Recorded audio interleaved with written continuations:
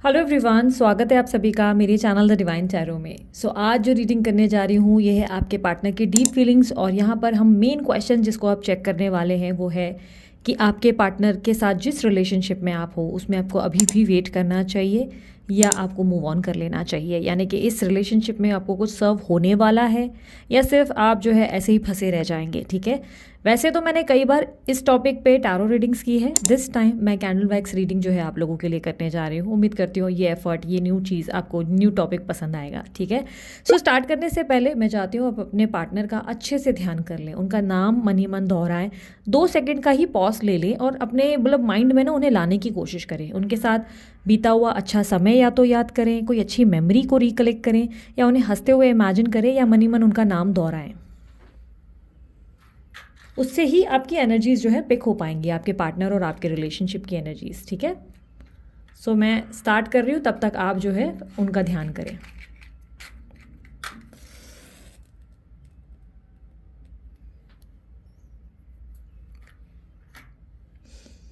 Universe मुझे guide करे। मेरे जो व्यूवर्स इस रीडिंग को देख रहे हैं, जिस व्यक्ति के बारे में सोच रहे हैं, मुझे बताएं उस व्यक्ति की डीप फीलिंग्स इनके लिए क्या हैं, उनके मन में इनके लिए करंट एनर्जी क्या है।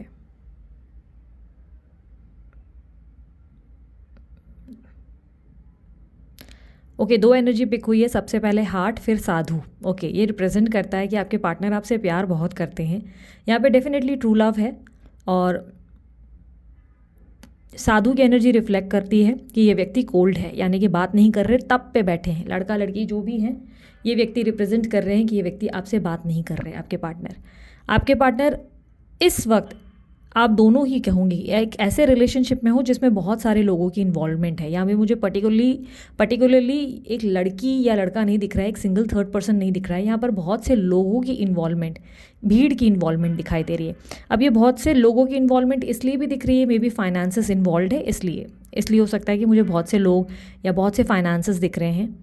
ये एक रैट रेस में डेफिनेटली चलते हुए नज़र आ रहे हैं, जिसमें ये वो कर रहे हैं जो दुनिया करती है। यानी कि सोसाइटी इमेज कॉन्शियस बहुत स्ट्रांगली हैं। लोगों के हिसाब से उठना बैठना चलना बहुत स्ट्रांगली इनको ये समझ में आता है।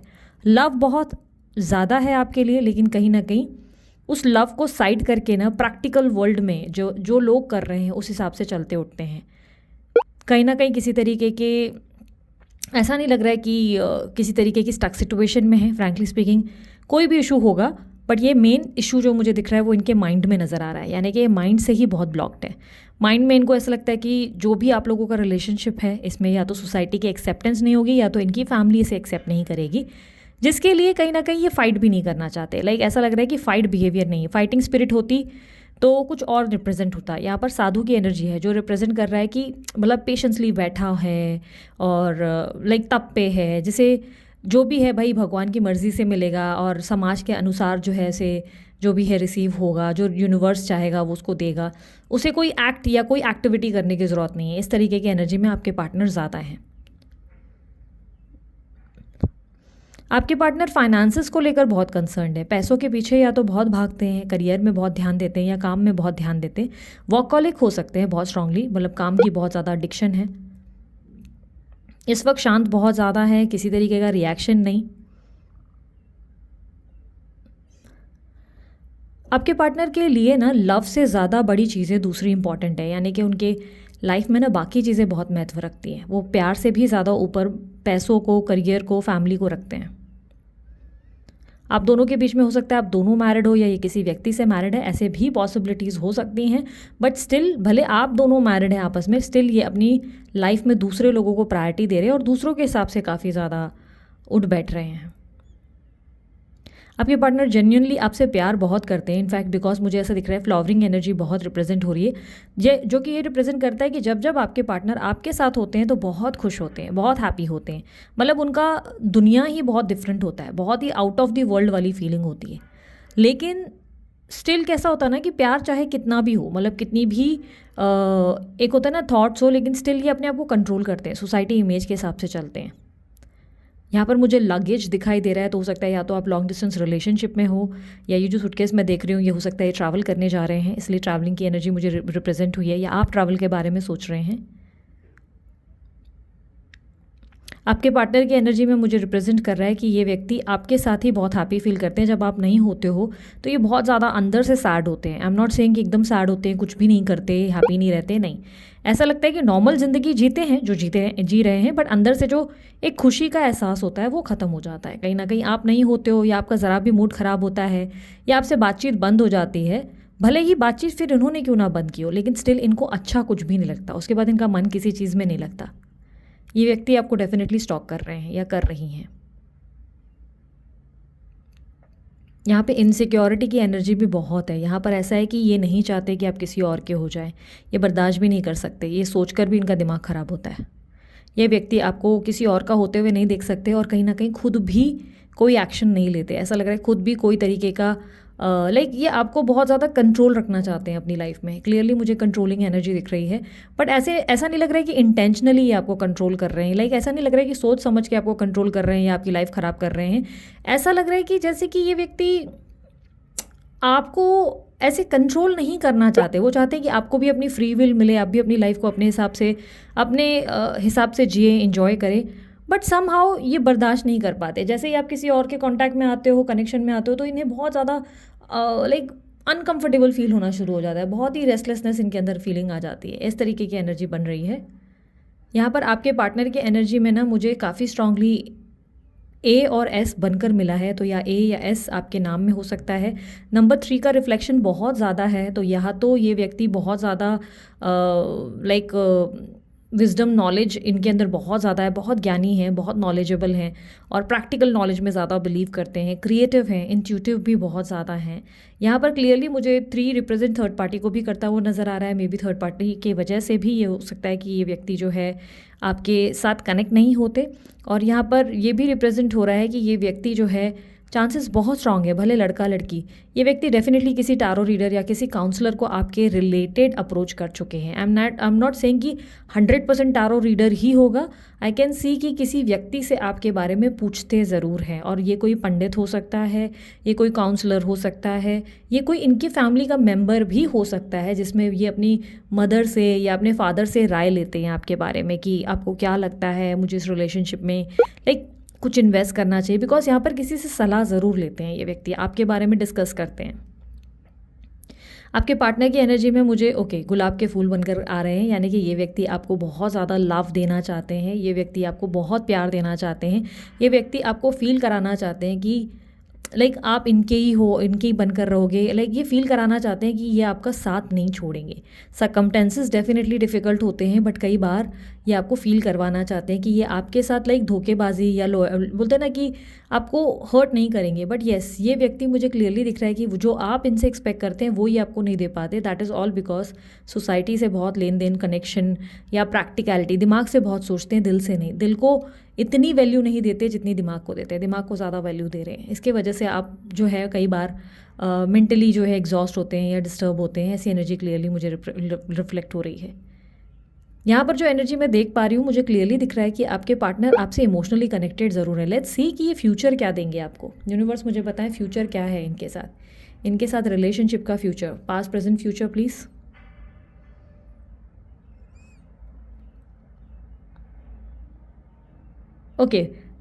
देखो, पास्ट में, रीसेंट पास्ट में आप लोग डिस्कनेक्ट हुए हो एक दूसरे से, और प्रेजेंट सिचुएशन में चीज़ें बहुत थम गई हैं, कोई मूवमेंट नहीं है। लाइक एक जगह आप लोग दोनों रुक गए हो। रीसेंट पास्ट में ऐसा दिख रहा है कि सडनली एक दूसरे से अलग हुए हो। करंट सिचुएशन में कोल्डनेस है, no energy, no reaction. But upcoming event में आप लोग कॉन्टैक्ट में वापस आओगे अगर आप नो कॉन्टैक्ट में हो, या यूनियनशिप मुझे क्लियरली दिख रही है। अब ये मैं फेक नहीं बोल रही हूँ, मैं आपको एकदम जो जेन्युइन दिखता है मैं बता रही हूँ। लेकिन यहाँ पर ना मुझे एक ऑब्स्टेकल जो मिल रही है, ये खुद तो आएंगे यूनियनशिप में, कम्युनिकेशन में आएंगे, बट इनके साथ ना कुछ लोगों की इन्वॉल्वमेंट ज़रूर रहेगी। यानी कि ये बैलेंसिंग सिचुएशन में आएंगे। ये अपने करियर का स्ट्रेस, अपने फैमिली का स्ट्रेस और किसी थर्ड पर्सन का स्ट्रेस साथ लेकर एक लाइक बैगेज कैरी करके साथ में आते हुए नज़र आ रहे हैं। और कहीं ना कहीं फ्लावर दिख रहा है, अगेन एंड अगेन बहुत सारे फ्लावर्स और हार्ट दिखे हैं, जो रिप्रेजेंट कर रहा है कि प्यार बहुत लाएंगे आपके लिए। ये व्यक्ति पूरी तरह बदल कर प्यार बहुत लेकर आएंगे, आपको बहुत स्पेशल फील कराएंगे, ये स्ट्रॉन्ग चांसेस है। बट इनके पीछे ना जो एक बैगेज, जो एक बोझ जैसा दिख रहा है, वो बहुत से लोग और इनके करियर के स्ट्रेस भी होंगे। लाइक ये सब चीज़ें ये साथ लेकर आएंगे। ऐसा आप मत सोचो कि कुछ बलिदान या क्विट करके या सैक्रिफाइसेस करके आएंगे, नहीं। ऐसा क्लियरली लग रहा है कि ये कुछ बैगेज, अपने लाइफ का स्ट्रेस कुछ कैरी करके आएंगे। यूनिवर्स मुझे बताए क्या इस रिश्ते में मैरिज एक्सपेक्टेड है, क्या इस रिलेशनशिप में मैरिज एक्सपेक्ट कर सकते हैं।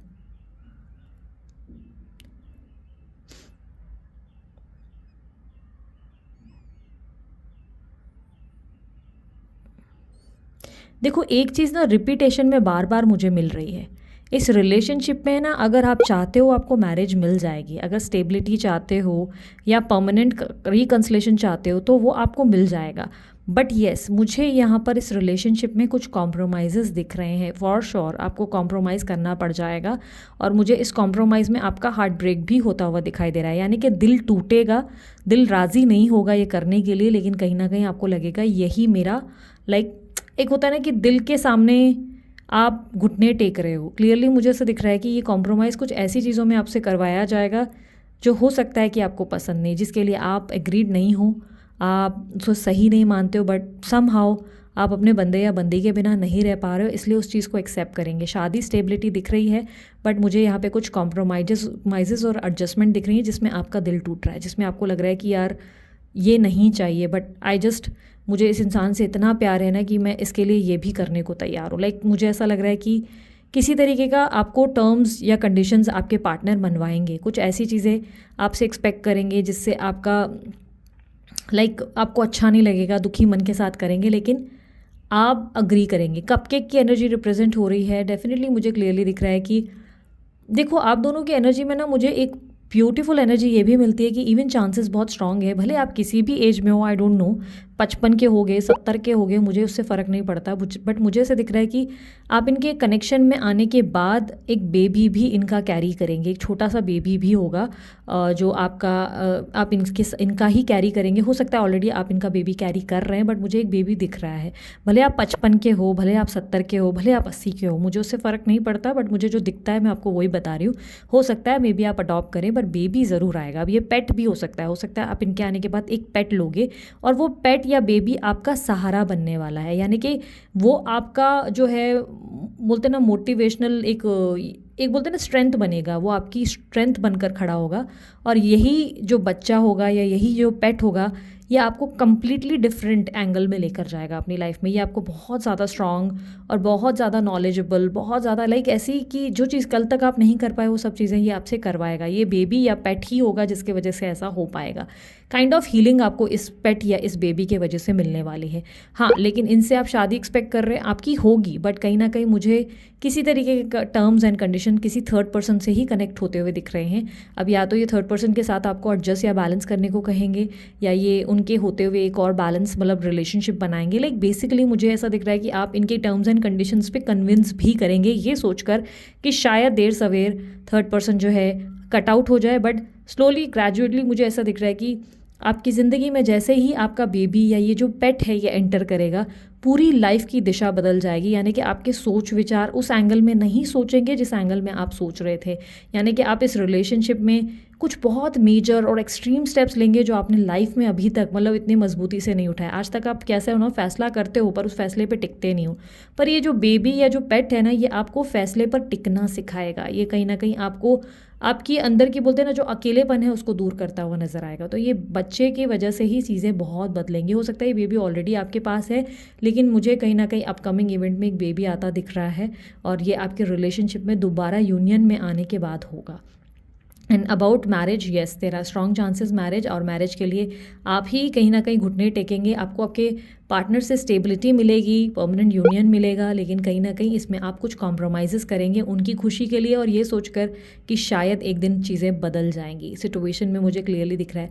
बट यहाँ पर क्वेश्चन ये आता है कि क्या आपको इस रिलेशनशिप में वेट करना चाहिए या मूव ऑन करना चाहिए। तो देखो यार, फ्यूचर में क्या एक्सपेक्टेड है वो तो मैंने ऑलरेडी बता दिया। अब उसके बाद आपको कंटिन्यू करना है या नहीं करना है वो आपके ऊपर है। बट स्टिल यूनिवर्स की तरफ से देखते हैं कि आपको क्या सवाल, आपके सवाल का जवाब क्या दिया जाता है। यूनिवर्स मुझे बताए वेट और मूव ऑन, क्या करें मेरे व्यूवर्स।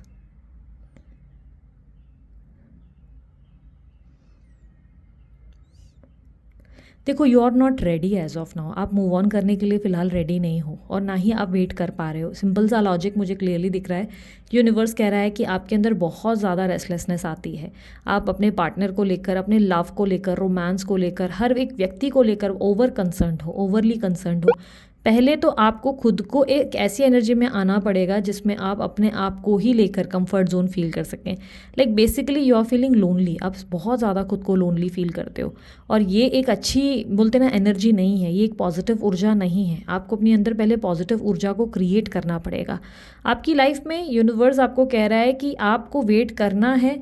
आप वेट कर सकते हैं, इस रिलेशनशिप में जो आपको चाहिए वो आपको मिल सकता है। But if you move on, अगर आप मूव ऑन करते हैं तो आपकी ज़िंदगी में कोई और भी अपॉर्चुनिटीज़ और ब्लेसिंग्स क्रिएट होंगी जिसमें कोई भी प्रकार का कार्मिक इवेंट नहीं होगा। कार्मिक इवेंट यानी कि लेट्स से आपको इसमें कॉम्प्रोमाइज़ेस करने पड़ रहे हैं, थर्ड पर्सन का इन्वॉल्वमेंट आना पड़ रहा है या बहुत सारे एडजस्टमेंट करने पड़ रहे हैं, बहुत स्ट्रेस का सामना करना पड़ रहा है। तो अगर मूव ऑन करते हैं तो आपकी लाइफ में अपॉर्चुनिटीज़ ऐसे क्रिएट होगी जिसमें कोई ऐसा व्यक्ति आपके सामने नहीं आएगा जिसे आपको शेयर करना पड़े या जिसके साथ आपको कॉम्प्रोमाइज़ करना पड़े। कोई ऐसा व्यक्ति आएगा जो कंप्लीट आपको जो है हील करेगा, आपको अपने जैसा दिखेगा, जो आपको सुनना पसंद करेगा, आपकी केयर करेगा, जो आपको उस टाइम पे आपके लिए स्टैंड लेता नज़र आएगा जिस वक्त आपको सबसे ज़्यादा उनकी ज़रूरत है। आपको झुकने के लिए नहीं लगाएगा, ना ही आपको कोई तरीके की मजबूरी महसूस होगी, बल्कि वो व्यक्ति आपका स्ट्रेंथ बनेगा, वो आपको स्ट्रॉन्ग बनाएगा, वो आपको और कैसे ग्रो करना है वो सिखाएगा। तो आपको कोई कॉम्प्रोमाइज़ेस करने नहीं पड़ेंगे। But again it's up to you, आप वेट करना चाहो नहीं करना चाहो, चॉइस आपकी है। अगर वेट करते हो तो क्या मिलेगा और मूव ऑन करते हो तो क्या मिलेगा, दोनों की क्राइटेरिया आप ही के सामने है। डिसीजन आपका होना चाहिए कि आप इसमें क्या एक्सपेक्ट कर रहे हैं। बट क्या थर्ड पार्टी रिमूव हो जाएगी permanently in future? Let's see universe, क्या permanently in future third party completely चले जाएंगे?